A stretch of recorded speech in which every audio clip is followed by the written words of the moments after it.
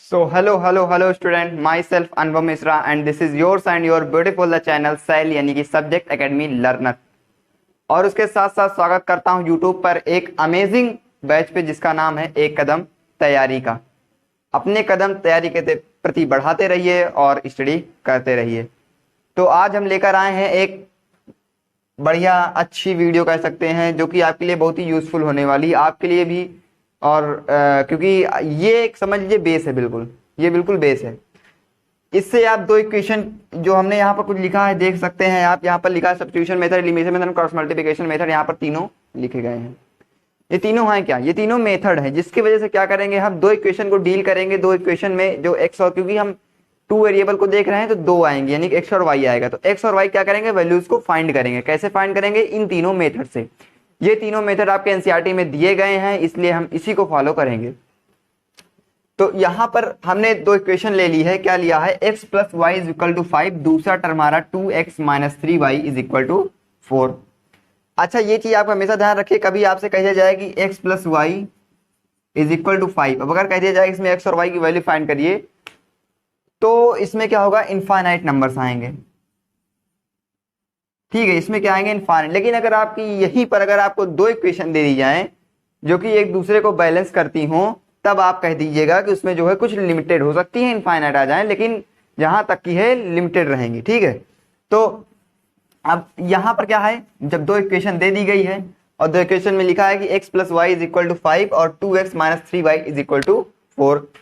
सबसे पहले हम सब्स्टिट्यूशन मेथड से क्या करेंगे, सब्स्टिट्यूशन मेथड सबसे पहले क्या करेंगे, हम इसको सॉल्व करेंगे, देखेंगे x और y की वैल्यू क्या आती है। उसके बाद फिर हम एलिमिनेशन मेथड से करेंगे, उसमें भी देखेंगे क्या आती है। और फाइनली उसके बाद हम करेंगे क्रॉस मल्टीप्लिकेशन मेथड से। तो अब आप ये समझ लीजिए कि जो ये आपके सब्स्टिट्यूशन मेथड है, एलिमिनेशन मेथड है, क्रॉस मल्टीप्लिकेशन मेथड है, इसकी मेथड से आप किसी भी इक्वेशन को आराम से अच्छी तरीके से बिल्कुल इजी स्टेप में आप उसकी वैल्यू फाइंड कर सकते हैं। और अच्छी बात यह है कि जो आपकी एक्सरसाइज 3.3 है उसमें सब्स्टिट्यूशन मेथड के पूरे एग्जांपल हैं। उसके बाद 3.4 में एलिमिनेशन मेथड के हैं और क्लास में 3.5 के हैं। इसका मतलब यह है कि अगर आप इन तीनों चीजों को अगर अच्छे से समझ लेते हैं तो आपको फिर एक्सरसाइज सॉल्व करने में कोई प्रॉब्लम नहीं आएगी। तो सबसे पहले देखते हैं सब्स्टिट्यूशन मेथड।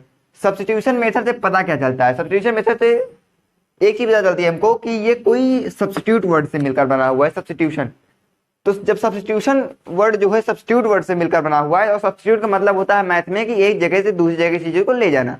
अब मैथ में हम ले क्या जाएंगे, मैथ में हम भाई ले जाएंगे कोई सामान तो लेकर नहीं जाएंगे भाई, क्योंकि मैथ है तो यहाँ पर नंबर्स को लेकर जाएंगे, टर्म को ले जाएंगे, एक्सप्रेशन को ले जाएंगे। तो वहां पर इक्वेशन को हम ले जाएंगे, टर्म को ले जाएंगे। अब ले कहाँ जाएंगे, एक साइड से दूसरी साइड, यानी कि वो भी किसमें, एलएचएस से आरएचएस में।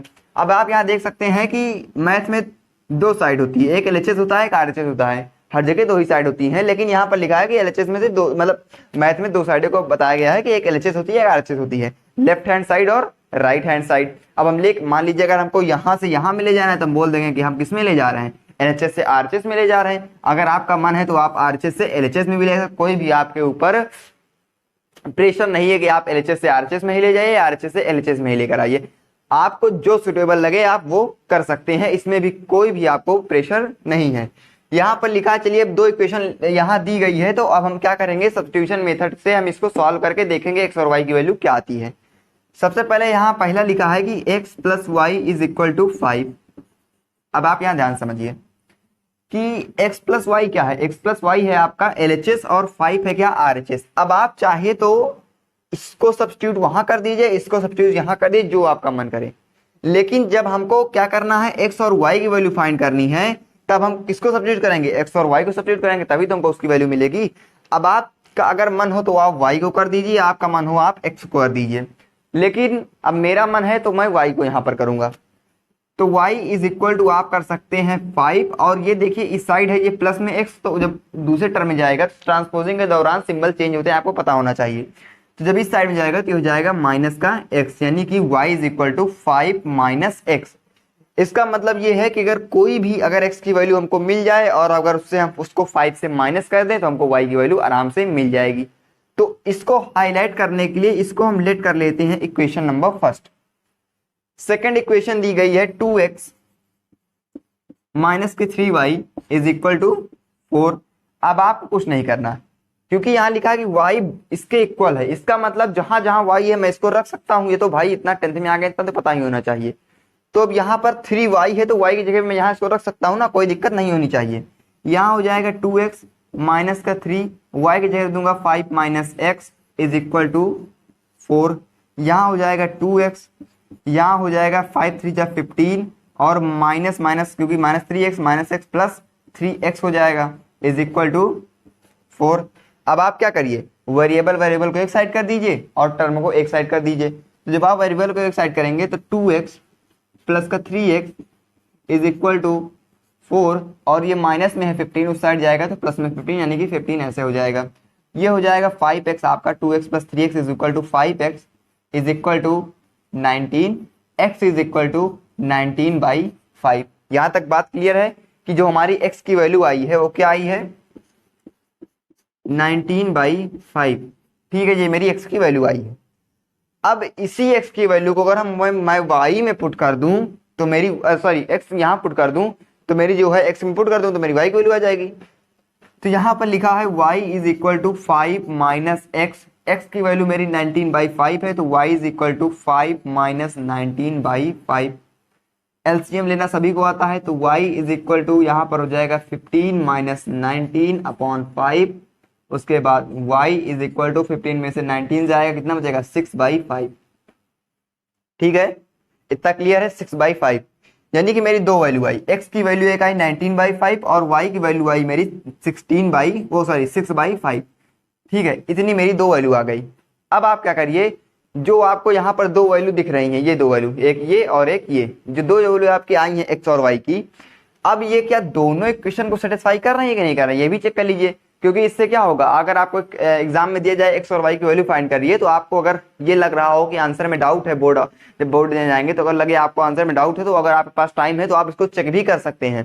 कैसे चेक करेंगे, जहां जहां x है वहां आप x की वैल्यू रख दीजिए, जहां जहां y है वहां y की वैल्यू रख दीजिए, उसके बाद सॉल्व कर लीजिए, आंसर आपका आ जाएगा। तो हमारे x और y की वैल्यू आई है, उसको पुट करके देखते हैं क्या वो इस इक्वेशन को सेटिस्फाई करती है कि नहीं करती है। करती होगी, अगर वो RHS के इक्वल आ जाएगी तो बोल देंगे कि जो हमने निकाला है वो बिल्कुल सही है, तो पहले कर देते हैं। अब चलिए देखते हैं, यहाँ लिखा है x plus y is equal to 5।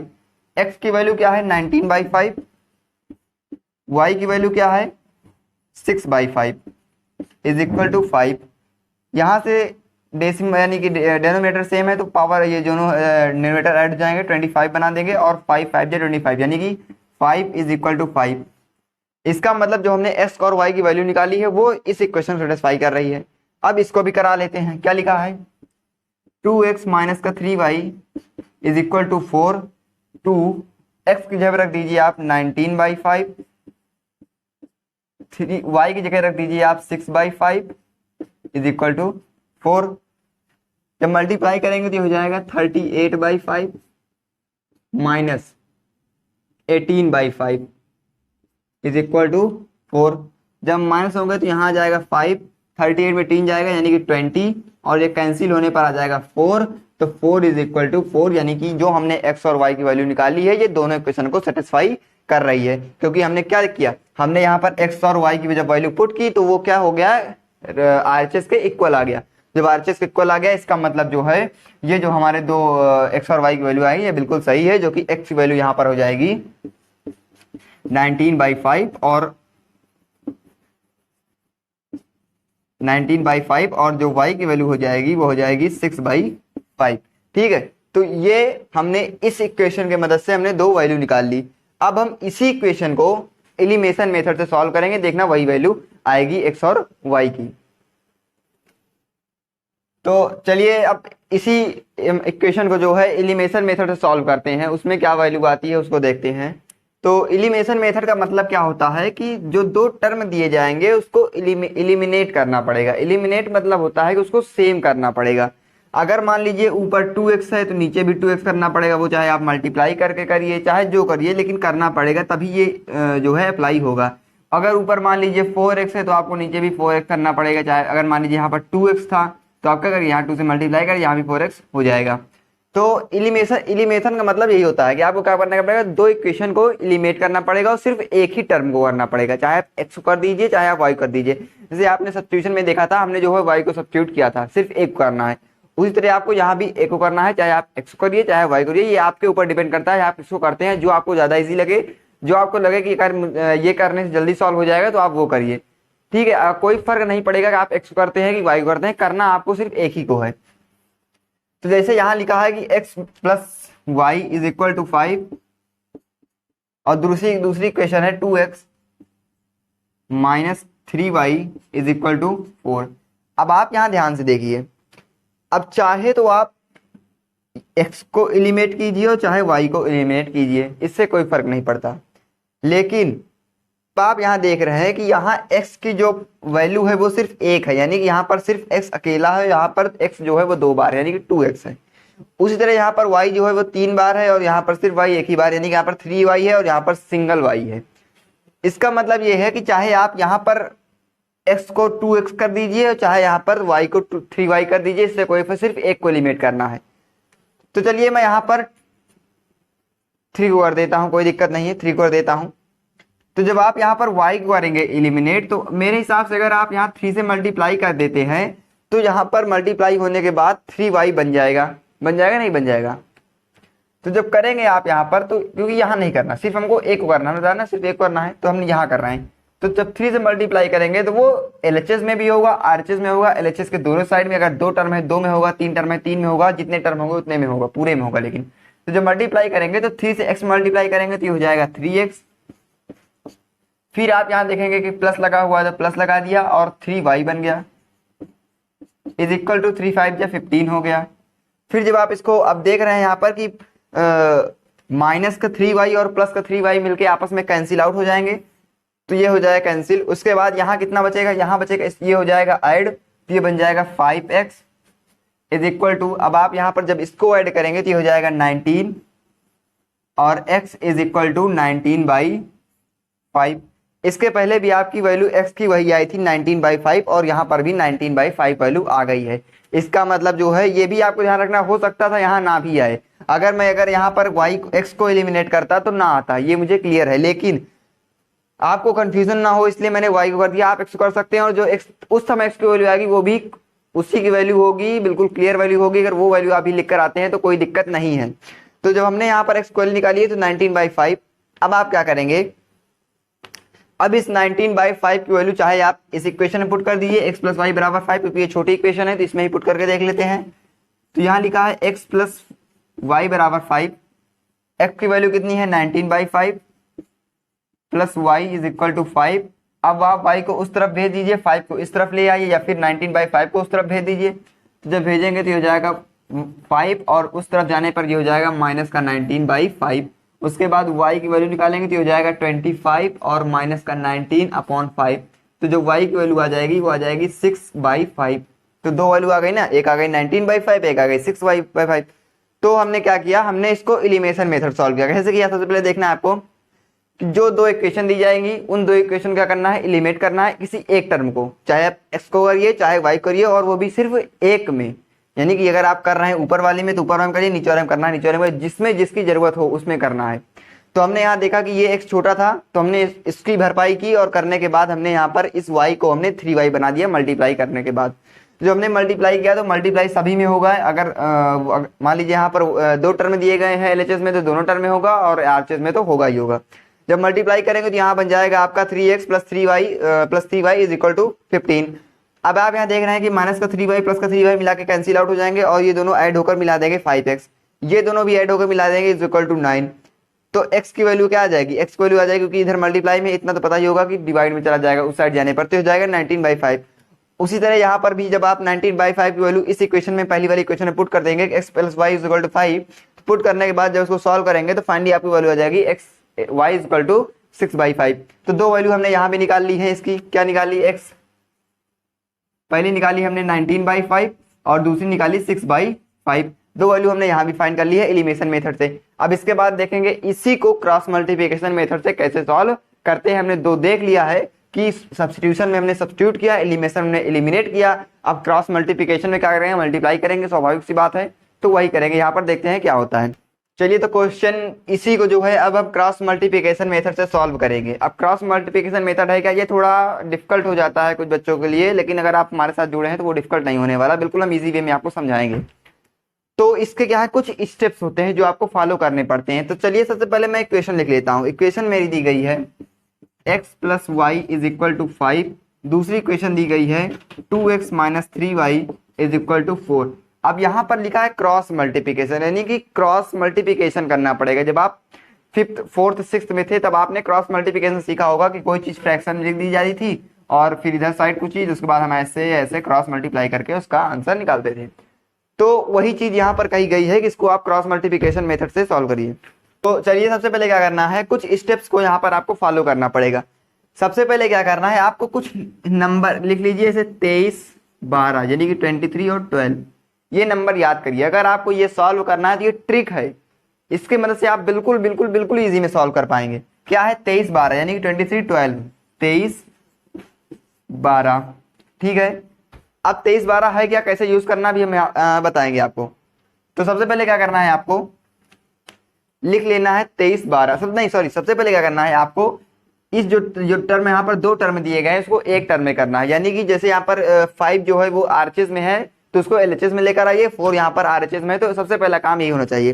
तो आपका स्टेप फर्स्ट क्या होगा, स्टेप फर्स्ट आपका ये होगा कि सबसे पहले क्या करिए, आरएचएस से एलएचएस में लेकर आइए, ठीक है। सबसे पहला स्टेप आपका यही है कि आरएचएस से एलएचएस में लेकर आइए। चलिए लेकर आते हैं। तो यहाँ पर लिखा है x प्लस वाई, इस साइड लाएंगे तो हो जाएगा -5 इज इक्वल टू 0। उस तरह ये बन जाएगा आपका 2x माइनस का 3y माइनस का 4 इज इक्वल टू 0। हमने पहला स्टेप फॉलो कर लिया। अब दूसरा स्टेप क्या है, दूसरा स्टेप क्या करना है, सबसे पहले इसको इरेज कर देता हूँ। तो अब आपको ये जो इक्वेशन है इसको भूल जाना है। अब आपको ये इक्वेशन ध्यान रखना है अगर आपको क्रॉस मल्टीप्लिकेशन मेथड सॉल्व करना है। क्या, x plus y minus 5 is equal to 0, 2x minus 3y minus 4 is equal to 0। ये आपको याद रखना है। इसको तब तक मैं इरेज कर देता हूँ। तो ठीक है, हमने इरेज कर दिया। अब यहाँ हमने दो इक्वेशन लिख दी कि x plus y minus 5 is equal to 0, 2x minus 3y minus 4 is equal to 0। अब क्या करना है, हमने 4 नंबर बताए थे 23 और 12, यहाँ पर लिख देना है। क्या लिख देना है इसे, क्योंकि थोड़ा बड़े में जाएगा तो यहाँ लिखता हूँ मैं 23 और यहाँ पर ऐसे 12, ठीक है। 23 का यहाँ पर 2 का क्या मतलब है, 2 का मतलब है दूसरा टर्म, यानी कि बी वाला टर्म। बी वाला टर्म क्या है, यहाँ पर y है।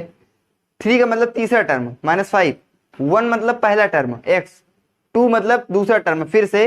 अब अगर मैं ऐसे कहूँ कि पहले आप दूसरा लिखिए फिर तीसरा लिखिए फिर पहला लिखिए फिर दूसरा लिखिए तो आपको कंफ्यूजन होगी। लेकिन अगर मैं यहीं पर कह दूं कि आप 23 12 कर दीजिए तो आपको बिल्कुल वो इजी वे में और बिल्कुल अच्छे से आपको वो क्लियर होगा। तो अब क्या करना है, यहाँ पर लिखा है 23 12, यहाँ पर लिखा है 23, इसके बीच में आप डाल दीजिए x, ठीक है, x डाल दीजिए। यहाँ पर लिखा है 31, जिसके बीच में यानी 3 और 1 के बीच में लिख दीजिए y, और 1 और 2 के बीच में लिख दीजिए 1। अब बिल्कुल जैसे लिखा वैसे लिख दीजिए। यहाँ पर पहले टर्म में दूसरा नंबर क्या है, y है, y कितना है 1 है, तो यहाँ लिख दीजिए 1। और दूसरे इक्वेशन में पहले आपको पहला दिया गया पहले लिखेंगे, दूसरे में क्या लिखा है -3 लिख दीजिए ऐसे। उसके बाद जैसे फिर यहाँ पर क्या करिए, ये इस 3 को लेकर आइए। 3 क्या है यहाँ पर, तीसरा टर्म क्या है, तीसरा टर्म यहाँ पर -5 है। यहाँ तीसरा टर्म क्या है, -4 है। यहाँ पर पहला टर्म क्या है, पहला टर्म यहाँ पर 1 है। यहाँ पर पहला टर्म क्या है 2 है।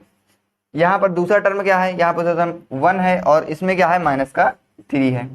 अब इतना करने के बाद अब आप क्रॉस मल्टीप्लाई करेंगे। कैसे करेंगे, क्रॉस मल्टीप्लाई करेंगे आप इन दोनों में, 1 को 4 में करेंगे, 3 को 5 में करेंगे। उसी तरह फिर क्या करेंगे, 5 को 2 में करेंगे, 4 को 1 में करेंगे और 1 को फिर से 3 में करेंगे और 2 को फिर से 1 में करेंगे। ऐसे आपको क्रॉस मल्टीप्लिकेशन करना है।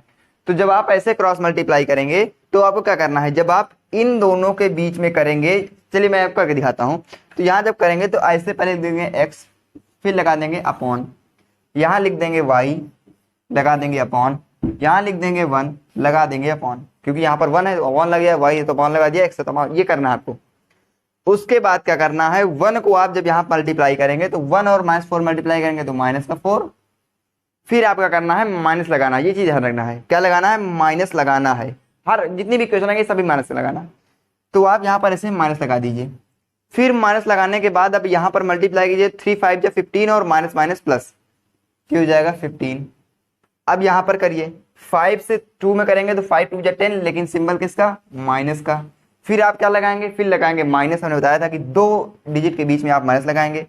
अब आप यहाँ देख रहे हैं कि 4 1 जा 4 और ये है माइनस यानी कि -4, और यहाँ पर ऑलरेडी माइनस लगा है तो -4 और ये माइनस मिलके प्लस हो जाएंगे, तो हो जाएगा प्लस का 4, कोई दिक्कत नहीं होनी चाहिए। उसके बाद जब आप यहाँ 1 से मल्टीप्लाई करेंगे तो यहाँ आ जाएगा -3, उसके बाद लगा देंगे माइनस और यहाँ हो जाएगा 2 1 जा 2। इतना आपको क्लियर हो जाएगा, x upon -4 -15 y upon -10 plus 4 1 upon -3 -2।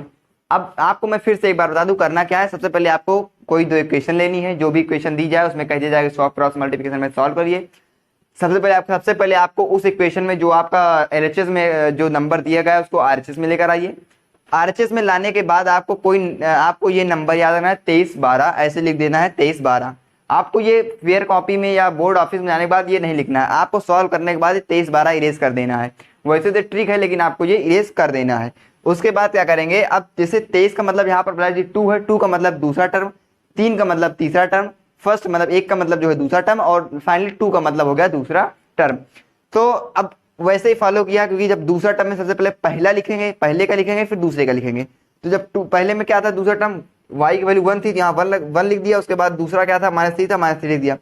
तीसरा टर्म यहाँ पर -5 है पहले, उसके बाद -4 है, फिर उसके बाद 1 जैसे था बिल्कुल ऐसे लिख दिया।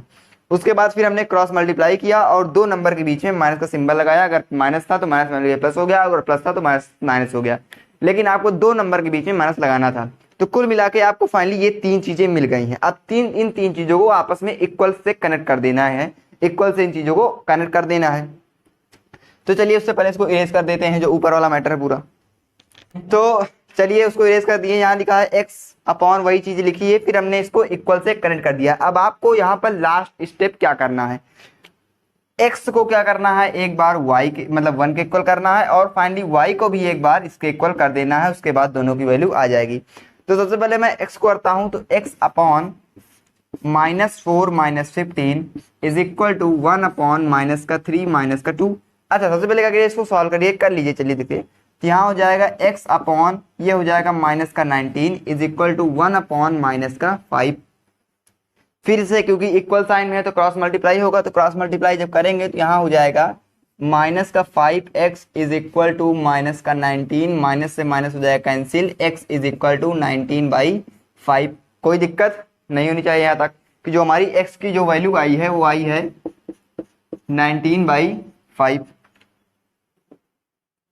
चलिए यहाँ तक दिख रहा है ना, इसको अच्छा ऊपर कर देता हूँ। चलिए देखिए क्या लिखा है, क्रॉस मल्टीप्लाई करेंगे तो यहाँ हो जाएगा -5x is equal to -19, minus से माइनस हो जाएगा कैंसिल, तो x इज इक्वल टू 19/5, जो कि हमने यहाँ लिखा है कि x की वैल्यू आ गई 19/5। अब क्या करेंगे, बिल्कुल सेम चीज अब y को भी इसके इक्वल करके दिखाएंगे। तो जब y को करेंगे तो y क्या है, y अपॉन, अब आप यहाँ देखिए -10 और +4 मिला के हो जाएगा -6, यानी कि -6 इज इक्वल टू ये हो जाएगा 5 हो जाएगा, यानी कि 1 अपॉन -5 मल्टीप्लाई कर दीजिए, -5y is equal to -6, minus से minus cancel, y is equal to 6/5।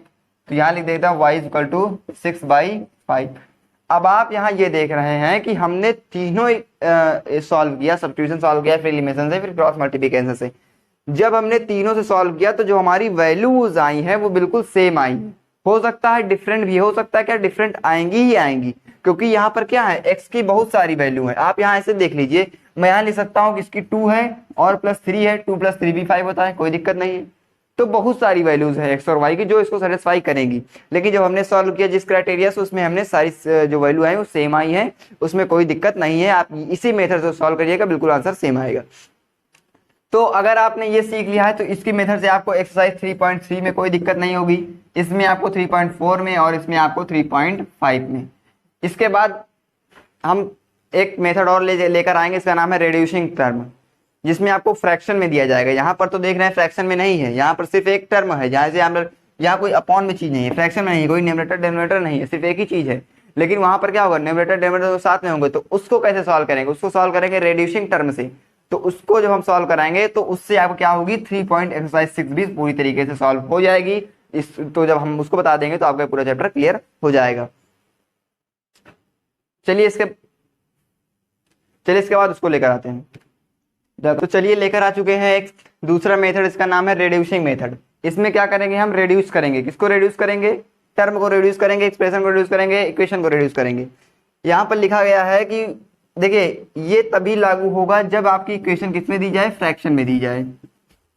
ये आपको ध्यान रखना है, ठीक है। ये तभी लागू होगा जब आपकी जो इक्वेशन है वो फ्रैक्शन में दी जाए। यहाँ पर ये इक्वेशन दोनों फ्रैक्शन में दी गई है तब हम कर सकते हैं।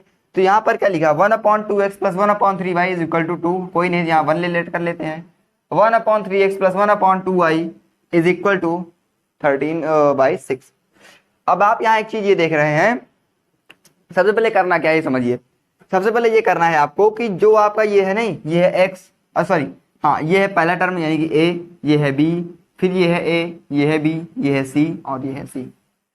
अब क्या करना है, सबसे पहले क्या करना है, जो इसको क्या करना है, जो पहले से मान लीजिए जो पहला टर्म होगा उसको हम x के इक्वल कोई भी वेरिएबल लेट कर लेंगे। जैसे मान लीजिए मैं यहाँ लेट कर सकता हूँ कि 1/2x = p, या फिर 1/2x ना करके मैं 1/x कर सकता हूँ, क्योंकि 2 तो कोई क्योंकि हम सिर्फ वेरिएबल को लेट करना है। तो 1/x = p।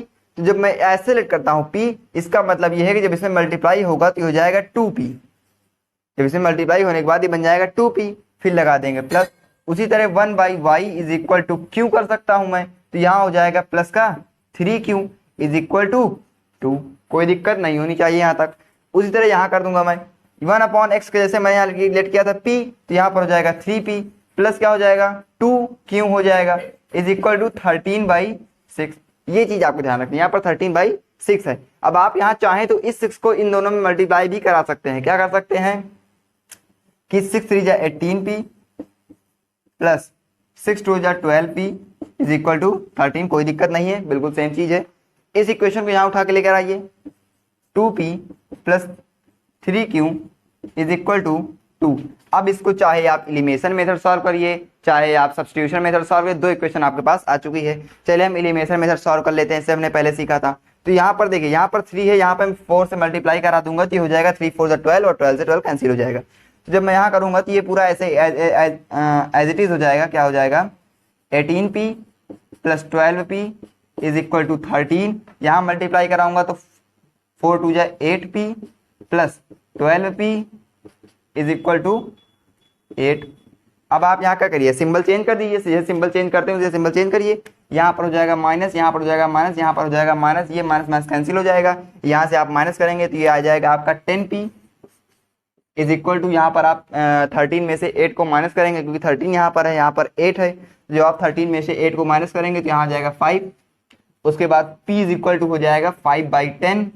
तो p की जो आपकी फाइनली जो p की वैल्यू आ जाएगी वो आ जाएगी 1/2। ठीक है, 1/2 वैल्यू आ गई। अब क्या करिए, p हमने लेट किसको किया था, 1/x को किया था। तो मैं यहाँ लिख सकता हूँ कि 1/x = 1/2। कोई दिक्कत नहीं होनी चाहिए, क्योंकि हमने बिल्कुल सेम चीज की है। मल्टीप्लाई करा दूंगा तो x = 2, यानी कि मेरी जो x की वैल्यू आ गई वो आ गई 2 यहाँ पर। उसी तरह अब क्या करेंगे, p की वैल्यू माइनस वो p की वैल्यू 1/2 आई है, तो जहाँ पर p है वहां पर 1/2 रख दूंगा मैं। जैसे मान लीजिए मैंने यहाँ यहाँ रख सकता हूँ, चलिए यहाँ रख देता हूँ 2p + 3q = 2 की जगह पर। ठीक है, ठीक है। तो यहाँ पर लिखा है 2p + 3q = 2। अब p की वैल्यू यहाँ क्या है 1/2 है, यहाँ पर 1/2 रख दीजिए।